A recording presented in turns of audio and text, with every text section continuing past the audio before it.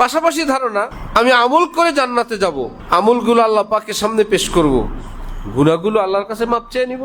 গুনাহ করার সাথে সাথে আপনার আমলের উপরে আসে। একটা গুনাহে কবিরা করার সাথে সাথে 20, 30, 40, 50 বছরের এবাদতের যত নূর, মূল এবাদতটা না, এবাদতের যত নূর, ইমানের আকর্ষণ, চোখের পানি, দোয়া মুনাজাত ভালো লাগা, নামাজের দিকে মন টানা, অন্তরে প্রশান্তি লাগা ইত্যাদি, একটা গুনাহে কবিরা করার সাথে সাথে 40-50 বছরের এবাদতের নূর সব ধ্বংস হয়ে যায়, ফিনিশ হয়ে যায়।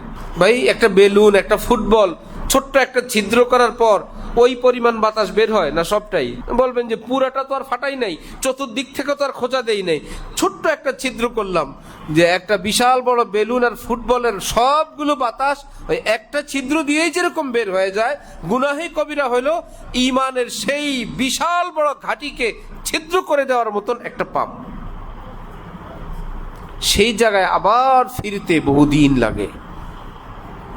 অথচ মুসলমানদের আকীদা হলো আমি আমল করি, ভুল বিচ্যুতি যেটা আছে এটা পাশে আছে। আমার ভাইয়েরা, আল্লাহ পাক আমাদেরকে সহি আকীদাওয়ালা, সহি ঈমানওয়ালা হওয়ার তৌফিক দান করুন।